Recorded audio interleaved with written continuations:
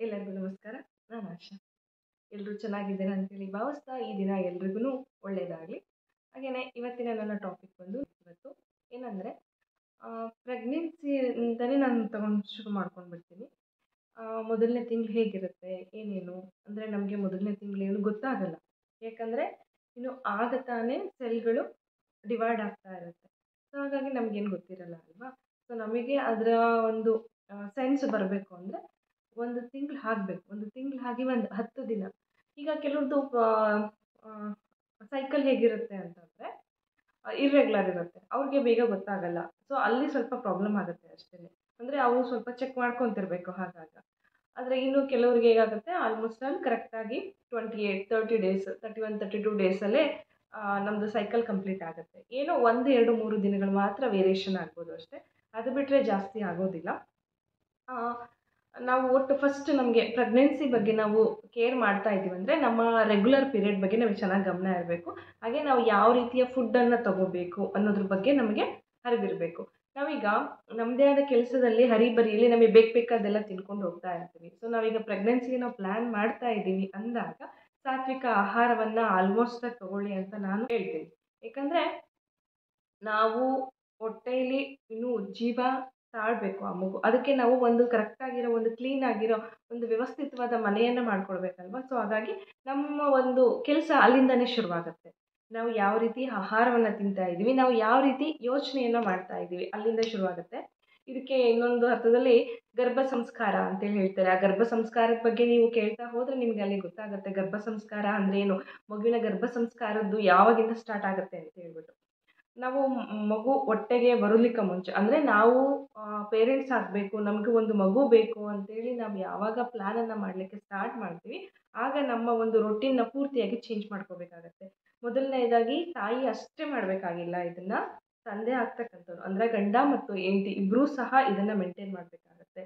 ಒಂದು ನಮ್ಮ ಊಟದಲ್ಲಿ ಬಂದಾಗ ಹೊರಗಿನ ಫುಡ್ಡನ್ನು ತಿನ್ನೋದು, ಬೀದಿ ಸೈಡಿನ ಫುಡ್ಡನ್ನು ತಿನ್ನೋದು ಅಂದರೆ ನಾವು ಹೇಳಿದ್ರೆ ಅರ್ಥ ಆಯಿತು ಅಂದ್ಕೊಳ್ತೀನಿ ಯಾವ ರೀತಿ ಅಂತ. ನಾವು ಪಾನಿಪುರಿ, ಗೋಬಿ, ಅದು ಇದು, ಪಾವ್ ಮತ್ತೊಂದು ಆ ಥರದ್ದೆಲ್ಲ ತಿಂತಾ ಇರ್ತೀವಲ್ವ, ಅದು ಯಾವುದೂ ಆರೋಗ್ಯಕ್ಕೆ ಒಳ್ಳೆಯದಲ್ಲ. ಸೊ ಆ ಥರದ ಆಹಾರವನ್ನು ಅವಾಯ್ಡ್ ಮಾಡ್ಕೊಳ್ಳಿ.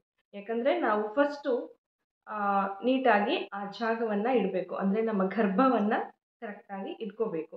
ಆ ಥರದ್ದು ಬೇಡದೇ ಇರೋದನ್ನು ವಿಷವನ್ನು, ಅದೆಲ್ಲ ವಿಷನೇ, ಆ ವಿಷಯವನ್ನು ನಾವಲ್ಲಿ ತುಂಬ್ಕೊಳ್ಳೋದು ಬೇಡ. ಆ ಜಾಗವನ್ನು ಫಸ್ಟ್ ನಾವು ಕ್ಲೀನ್ ಮಾಡಿ ಇಟ್ಕೋಬೇಕು ಅನ್ನೋ ಕಾನ್ಸೆಪ್ಟ್ ನಮಗಿರಬೇಕು. ಸೊ ನಮ್ಮದು ರೊಟೀನ್ ಅಲ್ಲಿಂದ ಸ್ಟಾರ್ಟ್ ಆಗ್ತಾ ಬರುತ್ತೆ.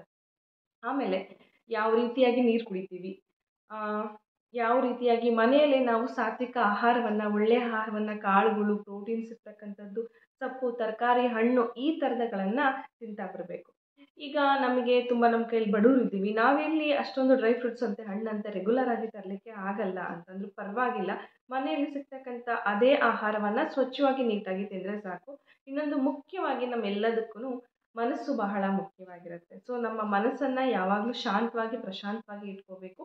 ಹಾಗೆ ಧ್ಯಾನವನ್ನು ಮಾಡ್ತಾ ಇರಬೇಕು. ತಾಯಿ ಮೇನಾಗಿ ಇದಕ್ಕೆ ಫಸ್ಟ್ ಪ್ರಿಪ್ರೇಷನ್ನು ಅಮ್ಮಂದೆ, ಮೀನ್ಸ್ ಅಮ್ಮ ಆಗಲಿಕ್ಕೆ ರೆಡಿಯಾಗಿರೋಳದೆ ಸ್ಟಾರ್ಟ್ ಆಗಿರುತ್ತೆ. ಹಾಗಾಗಿ ಅವಳು ತನ್ನ ದಿನಚರಿಯನ್ನು ಯಾವ ರೀತಿಯಾಗಿ ಇಟ್ಕೊಳ್ತಿದ್ದಾಳೆ ತುಂಬ ಮುಖ್ಯ. ನಮ್ಮ ಮಗು ಯಾವತ್ತೋ ಹುಟ್ಟೋ ಮಗು, ನಾನು ಇವತ್ತಿಂದ ಮಾಡಬೇಕಾ, ನಾನು ಮಗು ಭೂಮಿಗೆ ಬಂದ ಮೇಲೆ ಮಾಡಿದ್ರೆ ಆಗಲ್ವಾ ಅಂತಲ್ಲ. ನಾವು ಒಂದು ಮಗು ಬರಲಿಕ್ಕೂ ಮುಂಚೆ ನಮ್ಮ ಪ್ರಿಪ್ರೇಷನ್ಸ್ ತುಂಬಾ ಮುಖ್ಯ ಆಗಿರುತ್ತೆ. ಯಾಕಂದರೆ ಈ ಒಂದು ಸಮಾಜಕ್ಕೆ ಒಳ್ಳೆಯ ಮಗುವನ್ನು ನಾವು ಕೊಡಬೇಕು, ನೀಡಬೇಕು ಅಂದರೆ ನಮ್ಮ ಕರ್ತವ್ಯ ಅಲ್ಲಿಂದನೇ ಸ್ಟಾರ್ಟ್ ಆಗಿರುತ್ತೆ. ಒಂದು ಮಗು ಹುಟ್ಟಿದ ಮೇಲೆ ನಾವು ಮಾಡ್ತಕ್ಕಂತಹ ಕೆಲಸನೇ ಬೇರೆ ಆಗಿರುತ್ತೆ, ಅದಕ್ಕೂ ಮುಂಚೆ ನಾವು ಮಾಡ್ತಕ್ಕಂಥ ಪ್ರಿಪ್ರೇಷನ್ಸ್ ಬೇರೆ ಆಗಿರುತ್ತೆ. ಅವೆರಡರ ಬಗ್ಗೆ ಗಮನ ಇರಬೇಕು, ಎರಡರ ಅರ್ಥವನ್ನು ಸರಿಯಾಗಿ ತಿಳ್ಕೊಂಡಿರಬೇಕು. ಹಾಗಾಗಿ ಮಗು ಬರಲಿಕ್ಕೂ ಮುಂಚೆ ಇದೆಲ್ಲ ಕೆಲಸವನ್ನು ನಾವು ಮಾಡ್ಕೋಬೇಕಾಗತ್ತೆ. ಯಾವ ರೀತಿಯಾಗಿ ಎದ್ದೇಳ್ತೀವಿ, ಯಾವ ರೀತಿಯಾಗಿ ನಮ್ಮ ದಿನಚರಿ ಇರುತ್ತೆ, ಎಷ್ಟು ನೆಗ್ಲಿಜಿಯನ್ಸಿಯಲ್ಲಿ ಇರ್ತೀವ ಅಥವಾ ಆ್ಯಕ್ಟಿವ್ ಆಗಿರ್ತೀವ ಅನ್ನೋದು ತುಂಬ ಇಂಪಾರ್ಟೆಂಟ್. ನಾವು ಯಾವಾಗಲೂ ಆ್ಯಕ್ಟಿವ್ ಆಗಿರಬೇಕು. ಸೊ ಆ ಆ್ಯಕ್ಟಿವನ್ನು ನಾವು ಮಾಡ್ಕೊಳ್ತಾ ಬರಬೇಕು. ಡೈಲಿ ಎಕ್ಸಸೈಸನ್ನು ಮಾಡಬೇಕು. ಹಾಗೆ ಲೇಸಿಯಾಗಿ ಕೂತ್ಕೊಳ್ಳೋದು, ಮೊಬೈಲ್ ಇಟ್ಕೊಂಡು ಕೂತ್ಕೊಳ್ಳೋದು, ಎಲ್ಲಿ ಕೂರ್ತೀವಿ ಅಲ್ಲೇ ಕೂರೋದು, ಈ ರೀತಿಯಾಗಿ ಮಾಡಿದ್ರೆ ಆ ಒಂದು ಮೆಂಟಾಲಿಟಿ ನೆಕ್ಸ್ಟ್ ಜನ್ರೇಷನಿಗೆ ಪಾಸ್ ಆಗಬಾರ್ದು ಅಲ್ವಾ.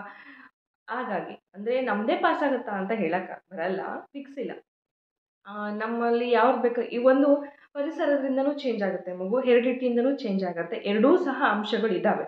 ಸೊ ನಾವು ಚಾನ್ಸನ್ನು ಕೊಡಬಾರ್ದು ಅಲ್ವಾ. ಸೊ ಯಾವುದನ್ನು ಒಳ್ಳೇದು ನಾವು ಏನು ನಮ್ಮ ಮಗುವಿಂದ ಎಕ್ಸ್ಪೆಕ್ಟ್ ಮಾಡ್ತಿದ್ದೀವಿ ಅನ್ನೋ ಕಾನ್ಸೆಪ್ಟ್ ನಮಗೆ ಮುಂಚೆ ಇರಬೇಕು. ಯಾವ ರೀತಿಯಾಗಿ ಮಗುನ ನಾವು ಕೊಡ್ತೀವಿ ಅಂತ.